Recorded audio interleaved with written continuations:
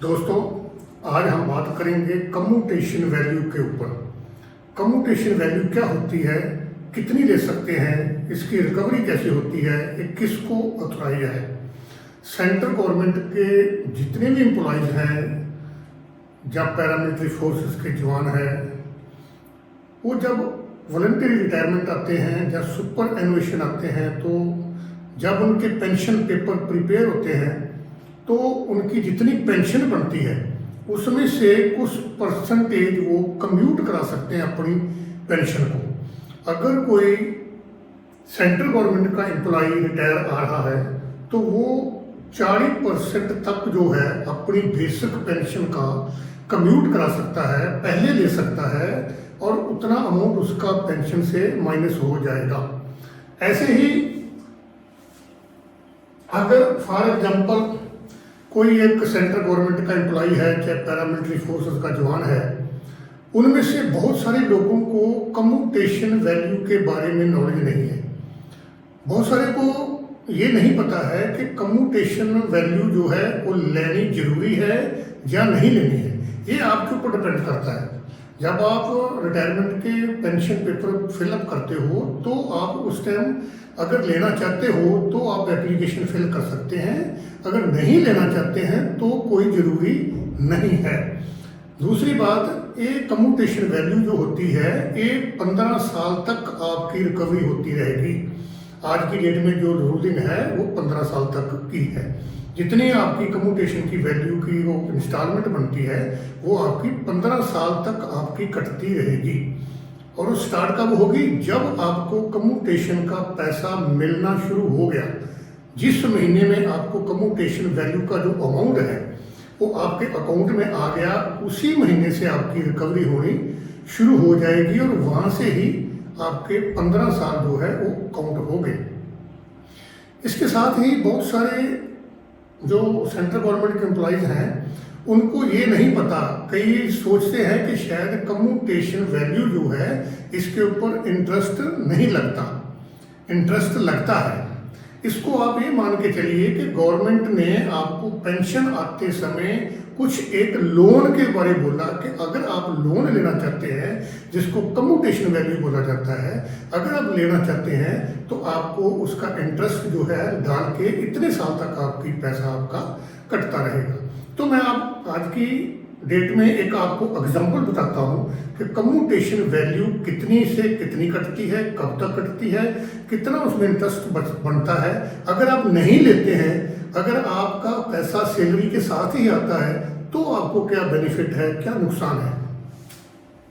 For example एक government का employees है, उसकी सैलरी जो है 80,000 रुपया है पर मंथ। जब वो रिटायरमेंट आया था तो उसकी जो सैलरी थी वो 80,000 रुपया थी। तो उसकी जो बेसिक पेंशन है वो बनी 50% ऑफ 80,000, तो उसकी पेंशन जो बनी 40,000 रुपये। अब 40,000 रुपया जो पेंशन बनी है उसके ऊपर जो कम्यूटेशन वैल्यू बनती है अप टू 40%। इसमें आप 10% भी ले सकते हैं, 20% भी ले सकते हैं, 30% भी ले सकते हैं, नहीं भी ले सकते हैं, पर ज़्यादा से ज़्यादा जो है 40% से ऊपर नहीं ले सकते। तो 40,000 का जो 40% है वो बना 16,000 रुपया। इट मीन 16,000 रुपया जो है वो आपका बेसिक पेंशन से लेस हो जाएगा और वो आपको अमाउंट इकट्ठा मिलेगा। उसका जो फार्मूला है कि वो कम्यूटेशन जो वैल्यू है वो कितनी बढ़ेगी, उसका फार्मूला जो होता है कम्यूटेशन अमाउंट 16,000 आपका जो 40% है इंटू 12 इंटू आपका एज का फैक्टर। एज फैक्टर होता है कि अगर आप आज की डेट में 60 साल सर्विस करके आ रहे हैं तो आपके उसका नेक्स्ट ईयर जो है 61। एक टेबल आता है कम्यूटेशन का टेबल जो सेंट्रल गवर्नमेंट से इशू होता है, उसके अंदर जो आपका फिगर लिखा होगा, जो आपका फैक्टर होगा, जैसे 60 साल की एज में आप रिटायरमेंट आ रहे हैं तो आपको 61 साल का फैक्टर देखना है। तो 61 साल का मान लो फैक्टर आया 8.28, तो आपका जो टोटल कम्यूटेशन वैल्यू है वो बनेगी 16,000 into 12 into 8.28 is equal to 15,89,760। इतना अमाउंट आपको पेंशन आने के बाद 2-3 महीने के अंदर आपके अकाउंट्स में आ जाएगा, इकट्ठा अमाउंट आपको मिलेगा। पर पेंशन जो है वो आपकी 40,000 रुपया थी, उसमें से माइनस 16,000 रुपया ये जो है वो माइनस करने के बाद आपको जो पेंशन है वो 24,000 मिलेगी पर मंथ। लेकिन यहाँ मैं एक चीज़ आपको बताना चाहता हूँ कि जो डीएमएस रिलीफ होती है, जो आपको डीए मिलता है, वो आपका टोटल जो पेंशन आपकी 40,000 रुपया है उसी में ही लगेगा। इसमें भी बहुत सारे एम्प्लॉयज़ को, रिटायर्स को डाउट है कि शायद हमारे को जो डीए है या डीआर मिलता है वो 24,000 पर मिलेगा। ऐसा नहीं है, आपको डीए या डीआर रिलीफ जो है वो 40,000 रुपये के ऊपर ही मिलेगी। अब हम बताते हैं कि आपको जो कम्यूटेशन का पैसा है वो मिला है 15,89,760 रुपये। पर गवर्नमेंट ने आपसे रिकवरी कितना किया? गवर्नमेंट ने रिकवरी किया आपसे 28,80,000 टोटल, 28,80,000 रुपया आपसे इंटरेस्ट डाल के आपसे रिकवर किया। तो आपसे इंटरेस्ट कितना लिया उन्होंने? 12,90,240 रुपये इंटरेस्ट लिया गवर्नमेंट ने। 15 साल तक आपका जो कम्यूटेशन का रिकवरी होता रहा है। अभी आपको हम ये बताना चाहते हैं कि फॉर एग्जाम्पल अगर आप एक कम्यूटेशन ना लेते, जो आपने 40% लिया था, अगर आप पेंशन आते समय ना लेते तो आपको इसमें फ़ायदा था कि नुकसान था, मैं उसके बारे में आपको बताना चाहता हूँ। अगर आप ना लेते तो 16,000 रुपया पर मंथ आपकी पेंशन के साथ मिलता रहना था। अगर 10 साल तक आप काउंट करें तो 10 साल तक आपका जो पैसा 16,000 रुपया अगर पर मंथ आप लेते रहते तो 10 साल तक आपका बनता था 19,20,000 रुपये। इतना पैसा जो है आपने ले लेना था। और 19,20,000 रुपये के ऊपर स्टेट बैंक ऑफ इंडिया ने 10 साल का आपको ब्याज जो देना था 9,44,679 रुपये देना था आपको इंटरेस्ट। तो 19,20,000 प्लस 9,44,679 रुपये, तो बैंक ने आपको देना था 28,64,679 रुपये। मैं दोबारा बताता हूँ, अगर आप कम्यूटेशन ना लेते तो 16,000 रुपया आप हर महीने लेते रहते, तो 10 साल के बाद स्टेट बैंक ऑफ इंडिया ने आपका जो प्रिंसिपल अमाउंट था और प्लस इंटरेस्ट था, ये टोटल आपको 28,64,679 रुपये देना था। लेकिन आपकी रिकवरी जो थी वो 15 साल तक हो रही थी, अभी आपके पास 5 साल और बचे हैं।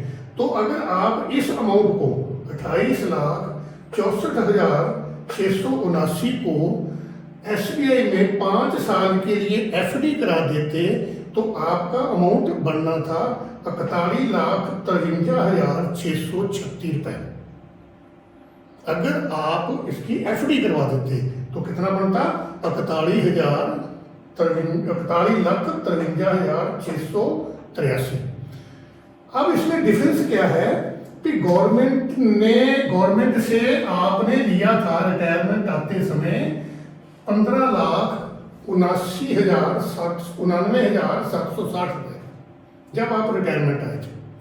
अगर आप ये ना लेते तो आपको इतना पैसा 15 साल तक आपका इतना अमाउंट बन जाना था आपके हाथ में। 15 साल में 41,53,636 रुपये आपको मिल जाने थे अगर आप कम्यूटेशन ना लेते।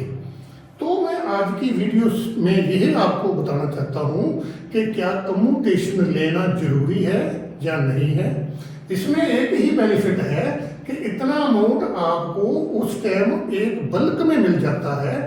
आपको पेंशन का पैसा भी मिलता है, ग्रेच्युटी का पैसा भी मिलता है, कम्यूटेशन का भी मिल जाता है, लीव एनकैशमेंट का मिल जाता है, आपका जीपीएफ मिल जाता है। तो इतने बड़े अमाउंट के साथ जब ये पैसा जुड़ जाता है तो काफ़ी बेनिफिट भी होता है, इसमें दो राय नहीं है। पर हम आपको आज की इस वीडियो में ये बताना चाहते हैं कि कम्यूटेशन लेना कोई ज़रूरी नहीं है। अगर आपने लेना है तो उसकी रिकवरी कब तक होगी, उसका फ़ायदा क्या है और उसका नुकसान क्या है, अगर आप नहीं लेते तो उसका बेनिफिट क्या है। और ये आपके ऊपर डिपेंड करता है कि आप अपनी जो विलिंगनेस, जो एप्लीकेशन जब लेनी है कम्यूटेशन तो आपने देनी है।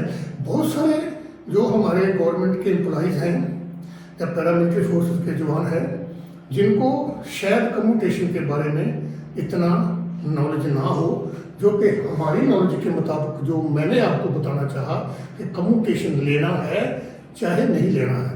तो हमारी इस वीडियो को, इस कम्यूटेशन के बारे में जो आज हमने आपको बताया है, इसको शेयर करिए ताकि हिंदुस्तान के सभी गवर्नमेंट एम्प्लॉइज़ तक ये पहुंच जाए, पैरामिलिट्री फोर्सेस के जवानों तक ये पहुंच जाए, ताकि उनको इसके बारे में नॉलेज रहे कि इसमें बेनिफिट क्या है और इसमें नुकसान क्या है। ये तभी हो सकता है अगर हमारी वीडियोस को आप ज़्यादा से ज़्यादा शेयर करेंगे, ताकि सब लोगों तक आपके जो सर्विंग है और जहाँ जहाँ भी ड्यूटीज में तैनात है उन तक ये वीडियो पहुँच जाए, तो उनको इसके बारे में ज्ञान हो जाए। जब कहीं और रिटायरमेंट आए तो उस टाइम अपना वो निर्णय लें कि हमने कम्यूटेशन लेना है या नहीं लेना है। तो कृपा करके वीडियोस को सब्सक्राइब करिए, शेयर करिए और लोगों तक पहुँचाएँ। धन्यवाद।